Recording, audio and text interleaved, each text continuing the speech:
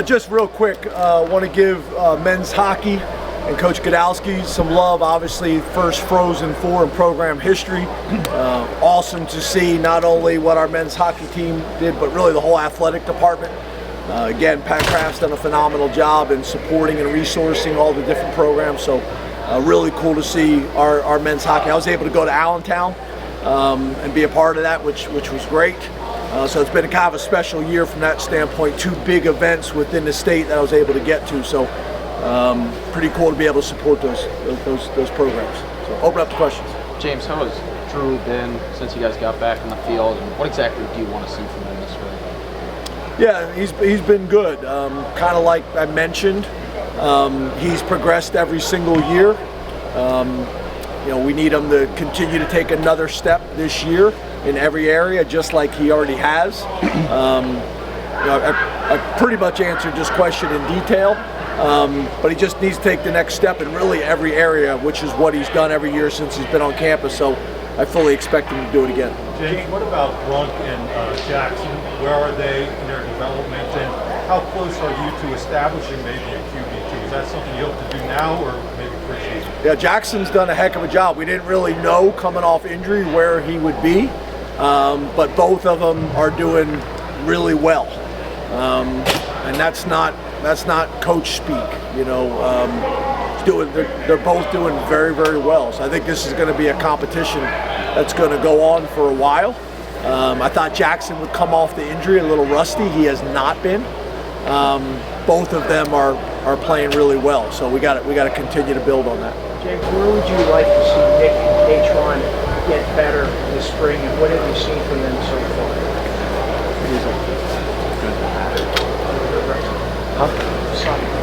Manchester United? Same way. No, I'm saying Manchester United. My mom's from Manchester.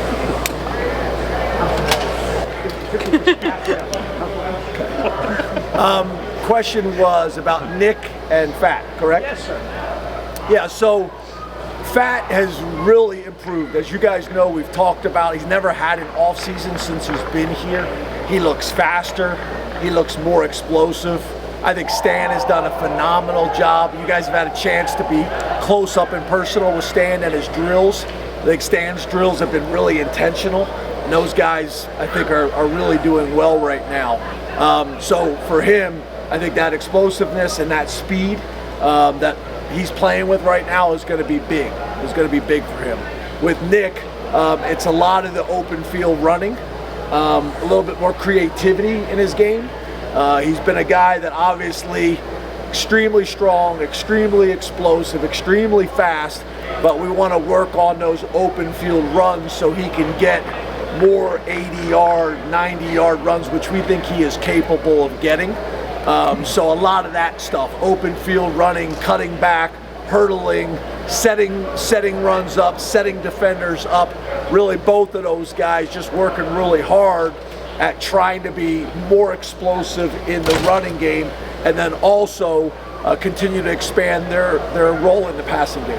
James, you also talked about staying there. What else has impressed you about his ability to work with the running backs so far this spring? He's just a veteran running backs coach. I think his head coaching experience has been very helpful for him. Before he transitioned to being the head coach at Temple, he was considered the best running back coach in college football and has got a resume that backs that up, especially when you talk about guys that he's coached at Villanova, at Ohio State, at Texas. It's an impressive list of NFL players and Hall of Fame players. He played the position, so just a lot of experience there. He's done a really nice job and has done a good job connecting with a room that was going to be a challenge. And obviously that they had the same running backs coach their entire career, so those changes are hard.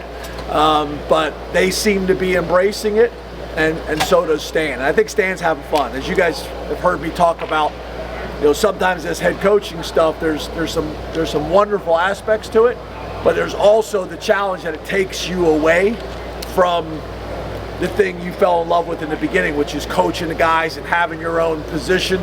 So I think he's enjoying that as well. And then he also had a cool experience. As you guys know, his daughter is on the gymnastics team at LSU, and they were here this weekend, so pretty cool for him and his family too. James, how's the defensive install going? And are there any comparisons to previous years, so you have like landmarks of where you want to be? Yeah, I think good.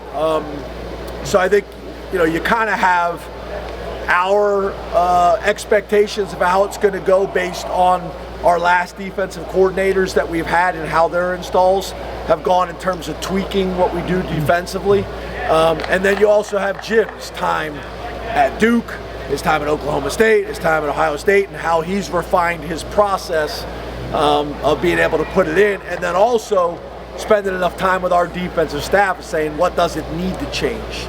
So I've been very pleased. The practices have been very competitive. We're in year 2 on offense, and what, 3 months on defense, and it's been really competitive out here. So I think that's a real positive for us to lay a really good foundation. Then we'll be able to do some stuff over the summer, and then training camp, and then obviously get into the season, and we're going to have to be ready to roll, from week 1. So I'm pleased with where we're at, and talking to Jim and the defensive staff, Coach Poindexter. I think everybody feels the same way. James, we've seen Tamir leading some of those linebacker drills for the first 2 weeks here. Where is he at right now from what you could describe now in year 3? Yeah, as you guys know, Tamir was a big get for us. I've always felt like he's had a very, very bright future. He's had some injuries that have been setbacks for him. So getting him back healthy and confident and playing fast, he's really flashing right now. Obviously with Rojas being out, that's more reps that he's able to get. So sometimes those injuries with experienced players, sometimes they're a blessing in disguise, because it creates opportunities for guys like Tamir to get a ton of reps. But he's been good. He's been really good. And I just think as much as anything, it's his confidence in being able to just go out there and play and not be thinking about the injuries that he's had in the past. So playing very well right now, but we're going to need to continue that all summer and then into the season next year. But right now, he's trending in a direction that we had hoped when we recruited him. Hey James.